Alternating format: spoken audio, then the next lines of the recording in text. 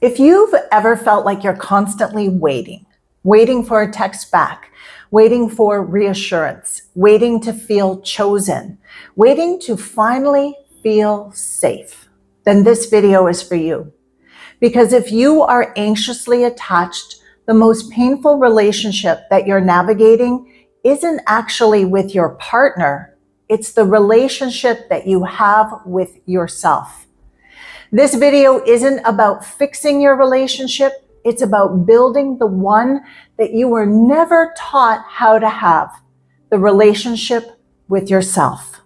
And if you stay with me until the end, I'll show you how to stop abandoning yourself, even when the fear of abandonment gets really loud.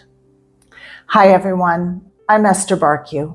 For over 21 years, I've been helping women heal anxious attachment by repairing the relationship that they have with themselves so that they no longer seek safety, reassurance, or worth outside of themselves.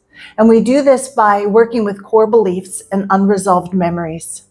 If you appreciate this kind of personal and spiritual growth content, please hit the like button.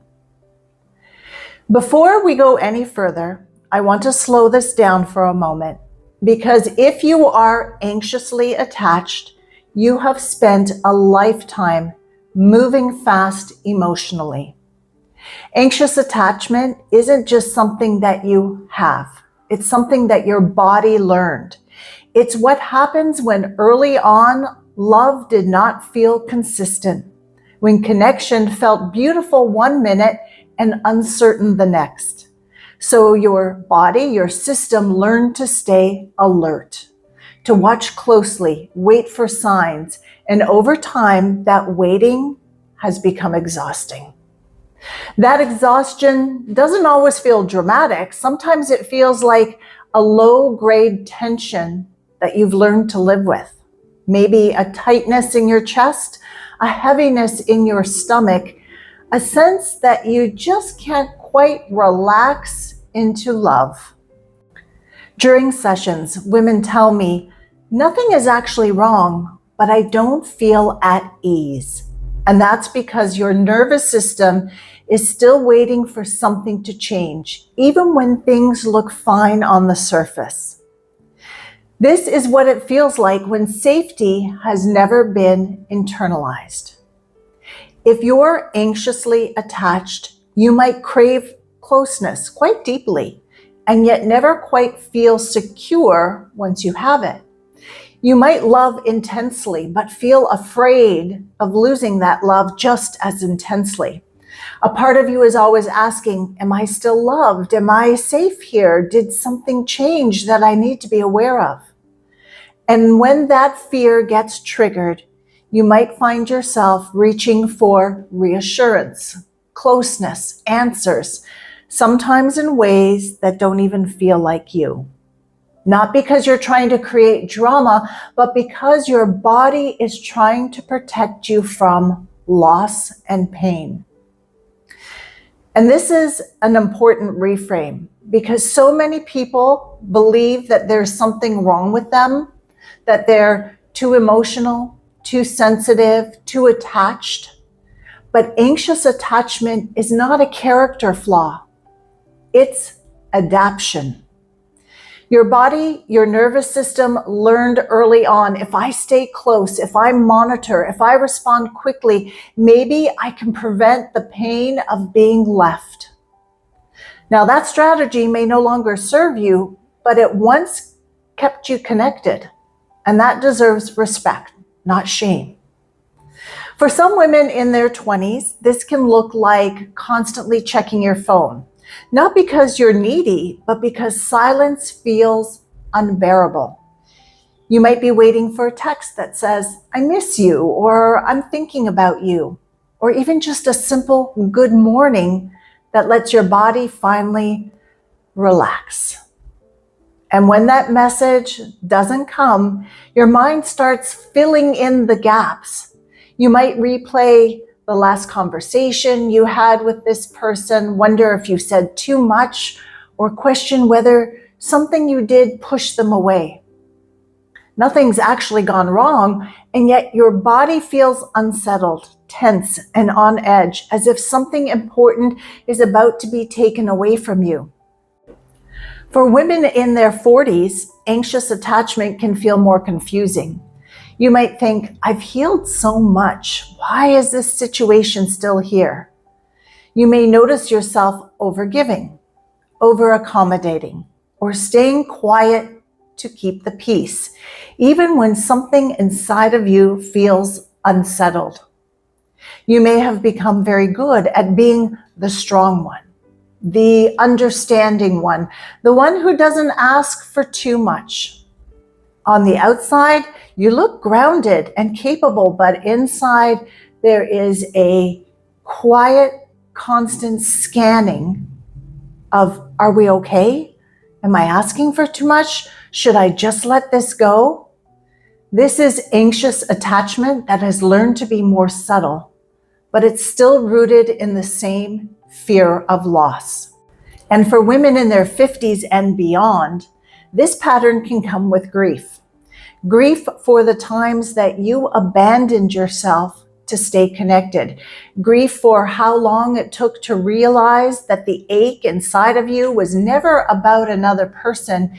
It was about not feeling held and loved within yourself. Often this grief isn't about regret, it's about clarity. There's a recognition that so much energy went into maintaining connection when what was truly needed was inner companionship. And the beautiful thing is, it's never too late to fix your inner situation. The nervous system doesn't operate on a timeline. It responds to presence. Underneath anxious attachment, there are quiet but powerful core beliefs running the show. Usually not loud thoughts, but deeply felt truths like, I'm not enough. I'm not lovable as I am. If I relax, I'll be left. These beliefs don't just live in the mind, they live in the nervous system, in your fascia, in your cells. These core beliefs were often formed at a time when you were small, dependent, and doing your best to make sense of the world. A child doesn't think, my mom, my caregiver is inconsistent. She thinks there must be wrong with me. And so the body carries that conclusion forward long after the original environment has changed. This is why healing anxious attachment isn't about positive thinking. It's about updating the body with new experiences of safety, along with updating your beliefs. So when your partner pulls away, feels distant, or doesn't respond the way you hoped, your body does not interpret that as neutral. It interprets that as danger. Your heart might race, your thoughts speed up, and urgency to fix something takes over. And in that moment, you're not reacting to the present situation. You're responding to what has happened in the past. And this is why anxious attachment can feel so intense. Your system is trying to prevent a pain that it remembers very well. In those moments, logic does not help. Telling yourself to calm down definitely does not help, because the body isn't asking for information, it's asking for connection. This is where slowing your breath, feeling your body, caressing it, and orienting to the present moment becomes so important. Not to make the fear disappear, but to let your system know this moment is different from the one in the past. Instead of trying to fix or suppress this anxious part of you, I want you to invite it to do something different. So what if you met this part of you that clings, this part of you that fears being forgotten, the part that learned a long time ago that love is not guaranteed. She is not broken. She's not wrong. She's been working very hard for a very long time. And when you slow down and gently turn towards her, instead of away from her, something begins to change. You might place a hand on your body and say, I see you, I know why you're scared.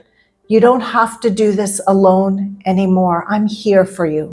And over time, as you continue to meet this part with compassion, she begins to soften. Not because she's forced to, but because she finally feels that she has someone by her side. That's you. She learns that she doesn't have to cling to stay connected to you. And this is how safety is built from the inside out. This is exactly the type of work that I do with my clients in sessions, connecting with the parts of them that require attention, understanding, awareness, love, healing, and bringing back to the whole. It's powerful parts work that leads to deep inner transformation, which creates positive change in your outward reality.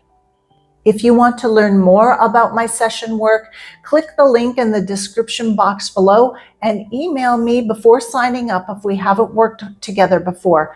The work I do is powerful, deeply personal, and it's important that we discuss the right next step for you.